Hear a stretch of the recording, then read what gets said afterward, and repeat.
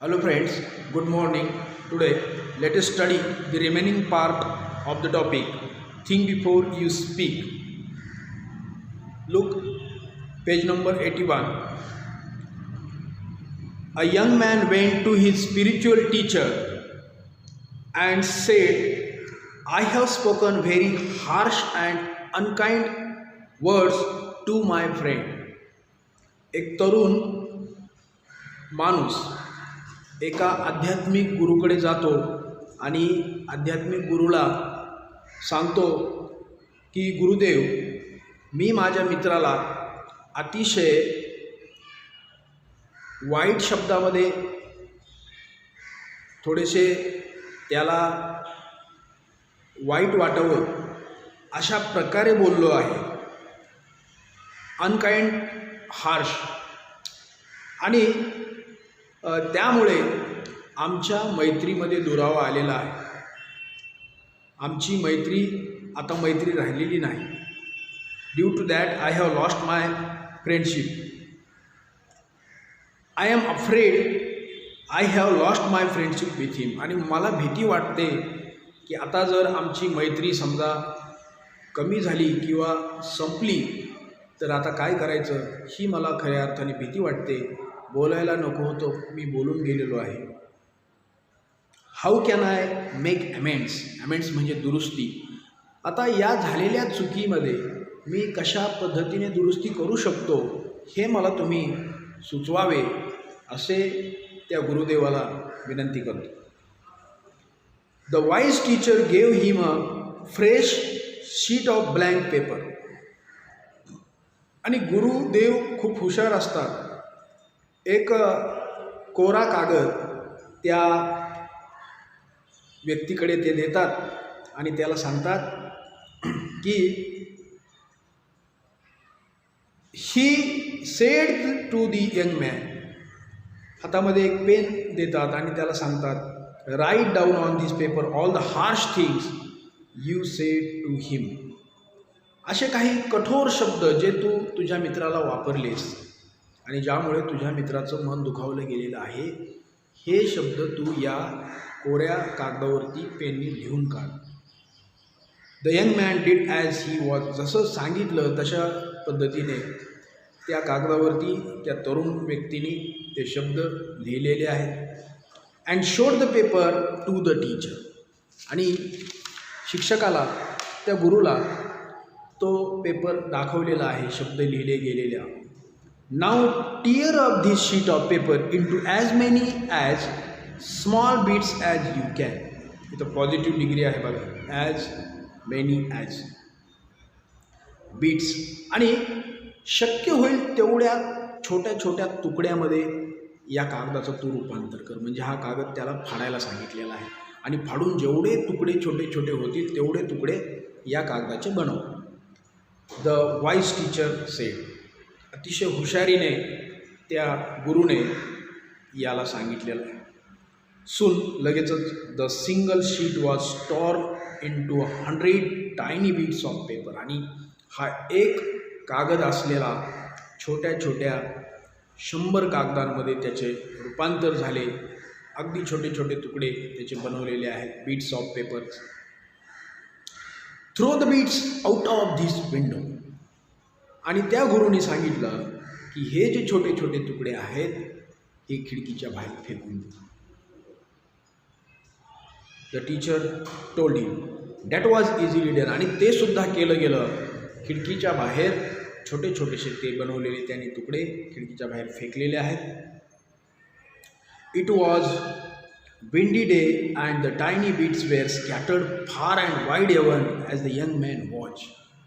आणि थोडंसं त्या ठिकाणी वाऱ्याचा वेग होता आणि वारा असल्यामुळे त्या कारणाने ते छोटे छोटे छोटे तुकडे वाऱ्याला अनुसरून इकडं तिकडं त्या जमिनीवरती पसरले गेले. आता त्या व्यक्तीला सुद्धा ते दिसत नाहीत की ते कुठे नेमके पडलेले आहेत.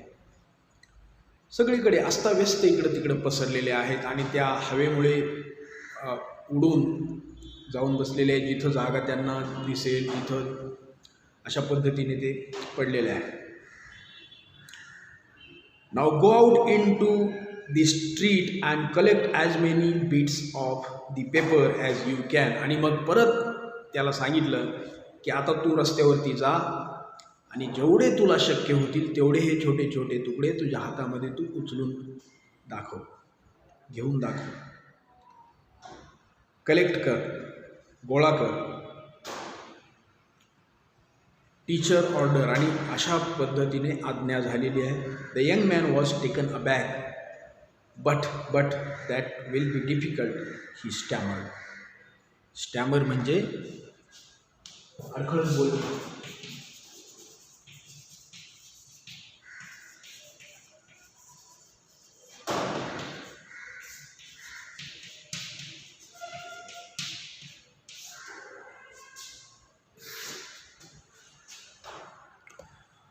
परंतु आता हे शक्य होत नाही. तो रस्त्यावरती गेलेला आहे, एक एक छोटासा तुकडा तो गोळा करण्याचा प्रयत्न करत आहे, पण अडखळत बोललेला आहे की पण हे मला शक्य नाही. It is very difficult. अवघड आहे, शक्य नाही.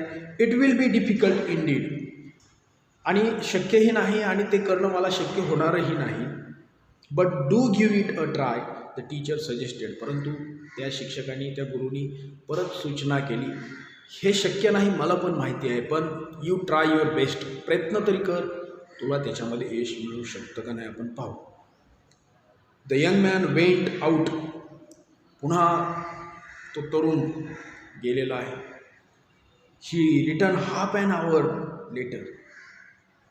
अर्ध्या तासाने परत आलेला आहे. एक्झॉस्टेड. अतिशय कंटाळलेला आहे, आता थकलेला आहे. एक्झॉस्ट, थकणे, कंटाळणे.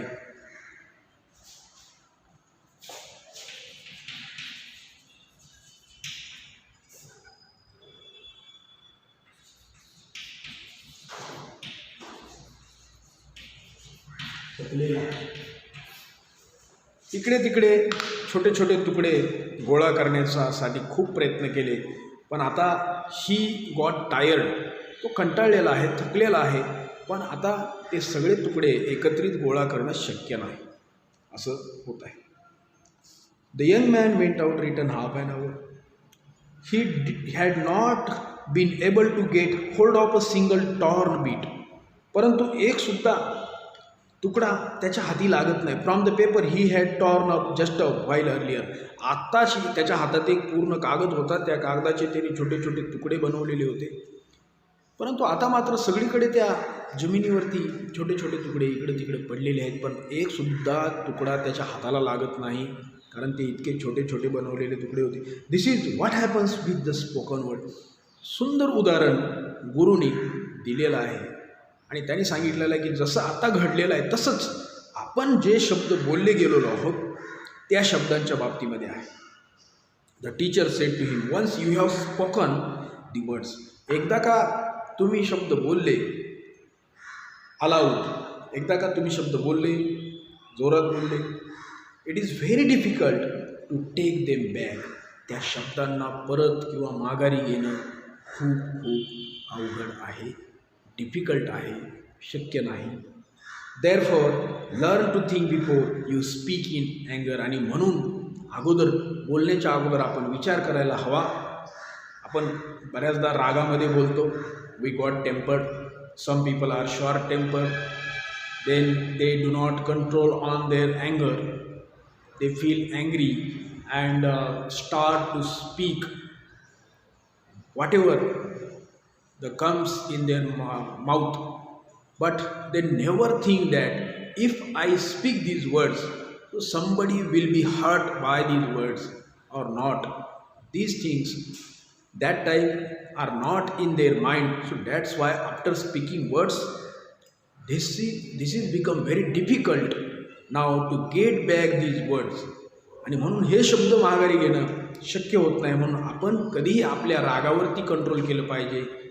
पहिल्यांदा तर आपल्याला राग आलाच नाही पाहिजे. जर राग आला तर बोलण्याच्या पूर्वी शब्दांचा आपण विचार केला पाहिजे की हे शब्द बोलल्यानंतर पुढच्या व्यक्तीला काय वाटेल, त्याचं मन दुखावेल का, या गोष्टींचा विचार करणं खूपच गरजेचं आहे. तर आता इथे एक सॉक्रेटिसचा एक अनुभव आहे. सॉक्रेटिस म्हणजे पूर्वीच्या काळामध्ये होऊन गेलेले एक खूप मोठा विद्वान माणूस. आणि ते त्यांचे शिष्य त्यांना प्रश्न विचारायचे आणि त्या प्रश्नाचे समर्पक आणि समाधानकारक उत्तर सॉक्रेटिस द्यायचे. Socrates was one of the wisest men of the ancient world. आणि जुन्या काळातील सर्वात हुशार व्यक्ती म्हणून सॉक्रेटिसकडं पाहिलं जायचं. Many were the youths whose lives he influenced for the better. आणि इतका तरुण वर्ग त्यावेळेस होता की सॉक्रेटिसच्या बद्दल त्यांच्या मनामध्ये एक प्रकारची आत्मीयता होती. सॉक्रेटिसच्या व्यक्तिमत्वाचा प्रभाव या तरुण मुलांच्या मनावरती असायचा आणि सॉक्रेटिस हे त्यांचे आदर्श असायचे. Socrates was ideal for the youths. Socrates counselled his disciples to keep their mouth shut. आणि नेहमी सॉक्रेटिस त्यांच्या अनुयायांना, शिष्यांना, डिसायपल्स म्हणजे शिष्य किंवा अनुयायी,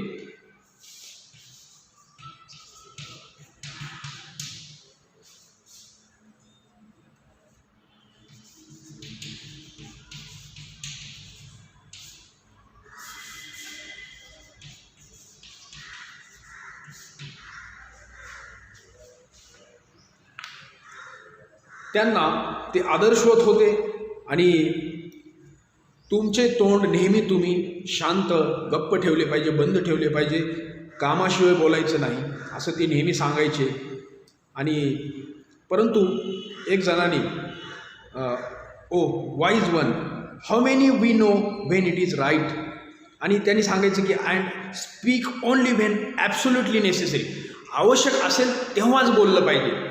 आता बऱ्याचदा आपल्याला सांगितलं जातं आवश्यक असेल तेव्हाच बोललं पाहिजे, पण अनावश्यकपणेच आपण जास्त बोलत असतो, विचारही करत नाही बोलण्याचा. बोलण्याच्या पूर्वी विचार केला पाहिजे, पण तसं बऱ्याचदा होत नाही.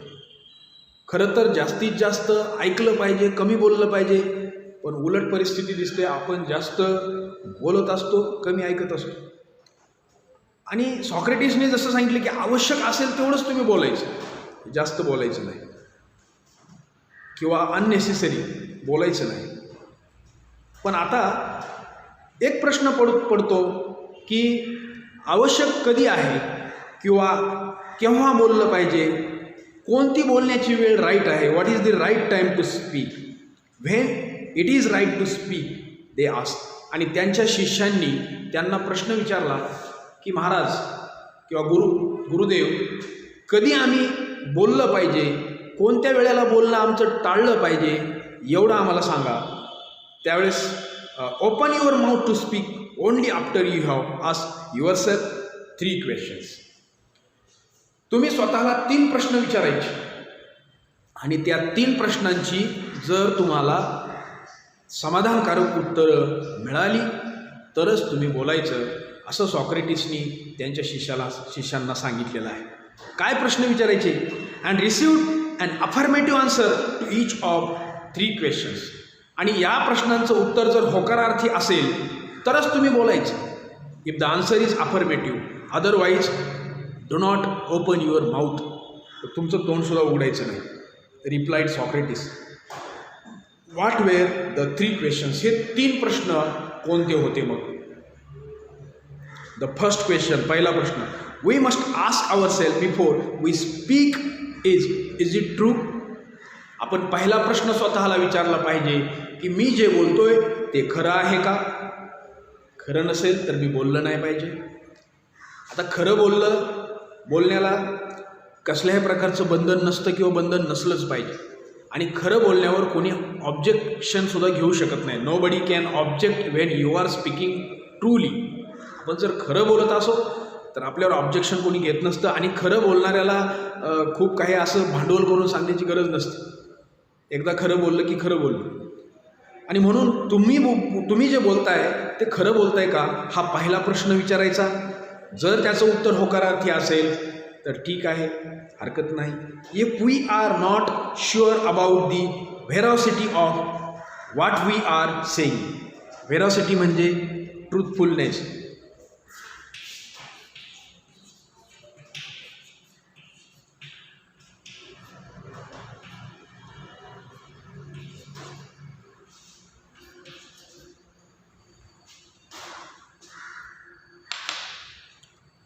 आणि जे तुम्ही बोलताय ते खरं आहे का, सत्य आहे का, व्हेरोसिटी, त्याची सत्यता पडताळून पहा.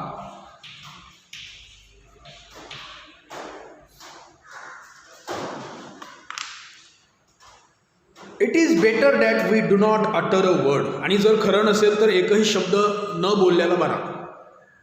Wien we utter words carelessly we our self become transmitters of untruth. आणि आपण जर निष्काळजीने खरं नसताना जर आपण बोलत असो तर आपण खऱ्या अर्थाने असत्याचे ट्रान्समिटर्स असूयात, असत्याचे धनी. म्हणजे असत्य आपल्यापासून दुसऱ्याकडे पोहोचवण्याचं एक माध्यम बनूयात. आणि हे माध्यम बनणं आपलं अतिशय चुकीचं आहे. आणि म्हणून असत्य असेल तर आपण बोललं नाही पाहिजे, बोलण्याची गरज नाही. हा पहिला प्रश्न. The second question to ask is it pleasant. आपण जे बोलतोय आनंददायी आहे का, दुसऱ्याला आनंद देणारा आहे का, का आपण जे बोलतोय ते दुसऱ्याला दुःख देणारं आहे, दुःखदायक आहे, हे सुद्धा तपासून पाहिलं पाहिजे. Is it pleasant. पहिला प्रश्न, is it true.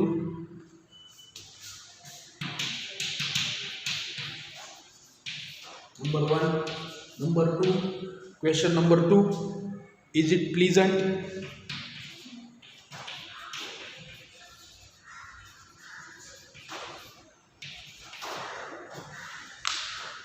Many are the empty remarks and vain statements. कधी कधी आपण जे बोलतो त्याला काही अर्थ नसतो, सगळं व्यर्थ असतं, एम्प्टी रिमार्क्स असतात. काही व्यक्ती असं असतात की एक शब्द जरी बोलला तर त्यांची बातमी होती, म्हणजे इतकं महत्त्व असतं त्यांच्या बोलण्याला. आणि काही व्यक्ती कितीही बडबड केली तरी त्याला काही अर्थ नाही, कोणी विचारतही नाही, असं पण असतं. व्हेन स्टेटमेंट्स असतात. The people make in idleness to hurt others. आणि दुसऱ्यांना हर्ट करण्याच्या हेतूने, दुसऱ्यांना दुःख देण्याच्या हेतूने असे काही वाक्य काही लोक वापरतात. आणि दुसऱ्यांची चेष्टा, निंदा करण्यासाठी हे शब्द वापरले जातात, ज्यामुळे दुसऱ्याला दुःख होत असतं.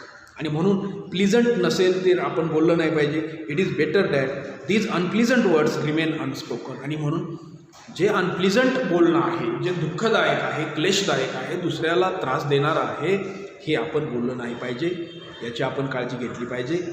आणि तिसरा प्रश्न आहे, the third question according to Socrates. सॉक्रेटिसच्या मते तिसरा एक प्रश्न आपण विचारला पाहिजे, इज इट युजफुल.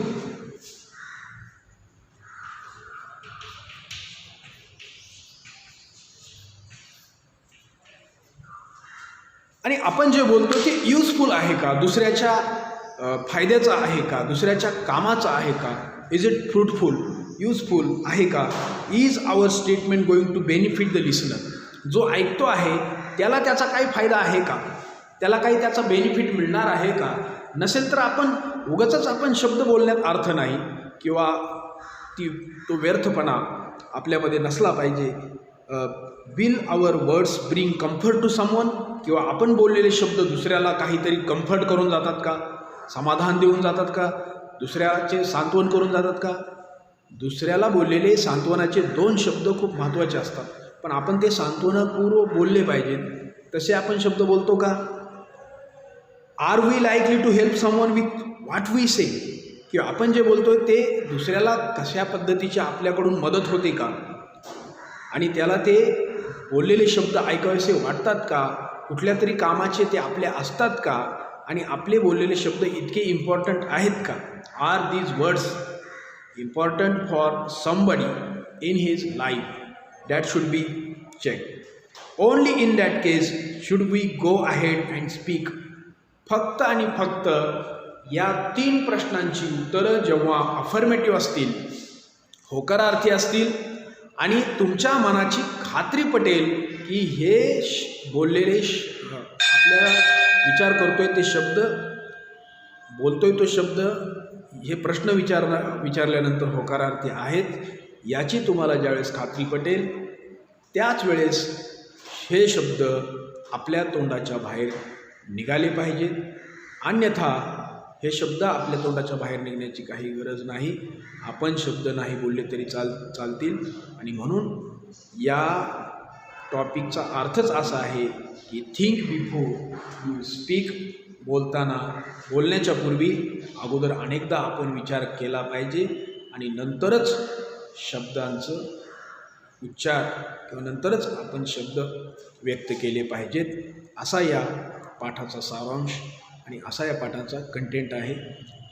याच्यावरती असणारे जे काही ॲक्टिव्हिटीज आहेत, वर्कशॉप, ते आपण पुढच्या व्हिडिओमध्ये घेऊयात. धन्यवाद.